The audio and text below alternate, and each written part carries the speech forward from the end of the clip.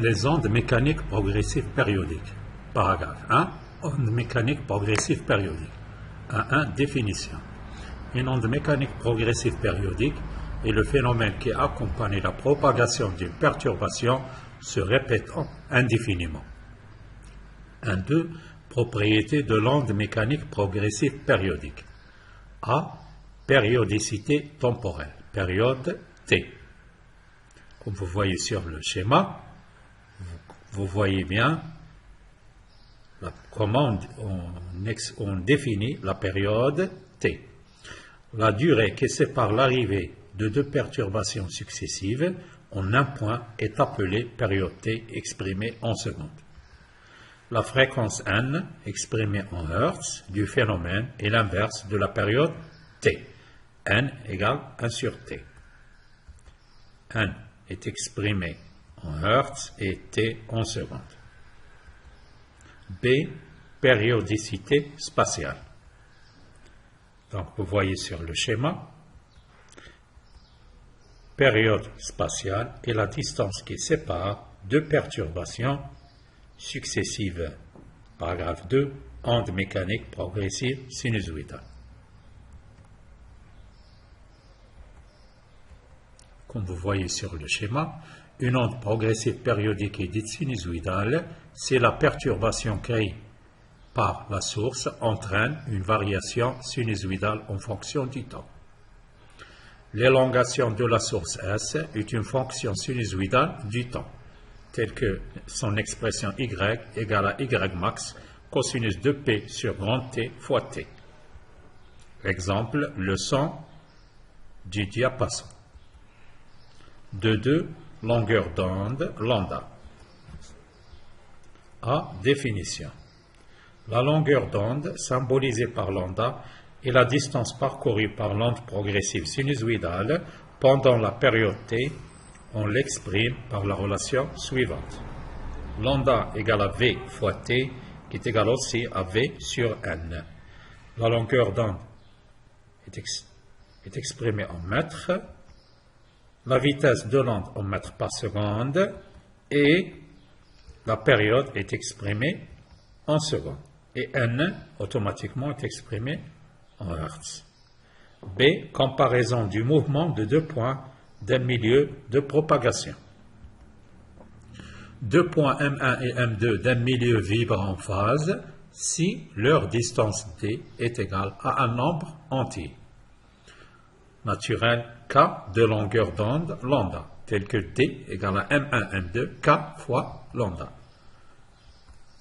Deux points M1 et M2 d'un milieu vibrent en opposition de phase si leur distance d est égale à un nombre entier impair de k plus 1 de demi-longueur d'onde, tel que d égale à distance M1, M2 égale à 2k plus 1 fois lambda sur 2. Exemple, comme vous voyez dans l'exemple, lambda, c'est la distance séparant M1 et M3.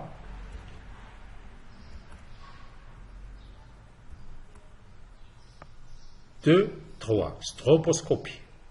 Un stroboscope est un flash électronique capable d'émettre des éclairs à une fréquence réglable NE. NE, bien sûr, c'est la fréquence du stroboscope. NE égale à N, 1 sur TE. TE, c'est la période du stroboscope. A,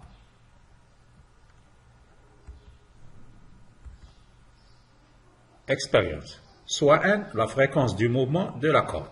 On prend 1 par exemple, égal à 100 Hz. Dans ce tableau-là, on prend les différentes valeurs que peut prendre NE.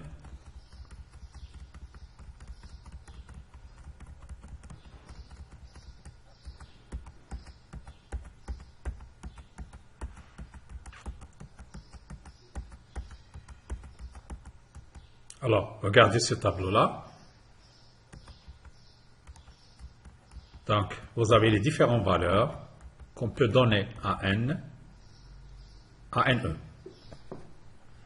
Alors, Donc, vous constatez bien que vous avez une interprétation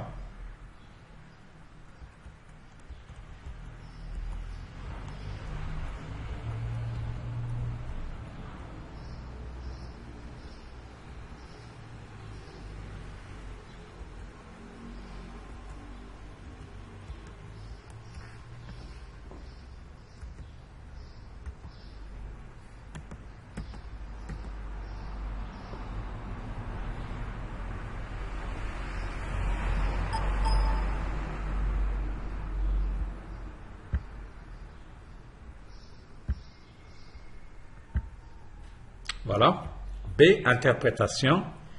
Immobilité apparente. Pour une fréquence du stroboscope telle que n égale à k fois NE, la corde a l'aspect d'une sinusoïdale immobile. C'est-à-dire la corde apparaît qu'elle est immobile. La plus grande fréquence des éclairages est égale à la fréquence de la corde, c'est-à-dire si on prend k égale à 1 et n égale à NE max. Alors, ce qui concerne le mouvement apparent de la corde, pour n à peu près égal à une valeur du stroboscope NE, on observe un mouvement apparent ralenti de fréquence NA avec NA égale à N moins NE. Pour n égale à NE et n est strictement supérieur à NE, on observe un mouvement ralenti dans le sens direct. C'est-à-dire, dans ce cas-là, vous avez la fréquence apparente NA est supérieure à 0. Pour n à peu près égal à NE et n strictement inférieur à NE, on observe un mouvement ralenti dans le sens inverse. Dans ce cas-là, la valeur de NA est strictement inférieure à 0.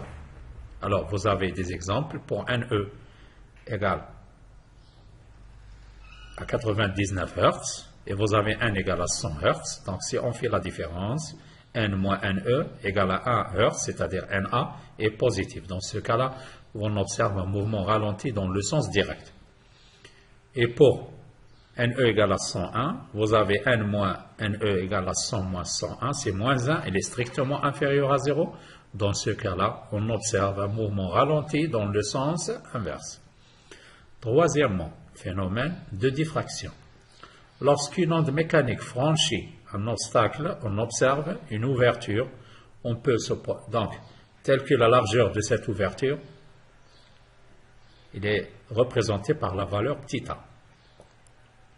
Bien sûr, il peut se produire le phénomène de diffraction. Pour ce phénomène soit notable, il faut que la dimension A de l'obstacle et la longueur d'onde lambda soient de même ordre de grandeur, ou que A est strictement inférieur à lambda. Bien sûr, si A est strictement inférieur à lambda, vous constatez bien la forme de l'onde diffractée. Vous constatez bien ici, vous avez deux types, l'onde incidente et l'onde réfractée. Les deux ondes incidentes et diffractées ont même fréquence n et même vitesse v et par conséquent même longueur d'onde lambda.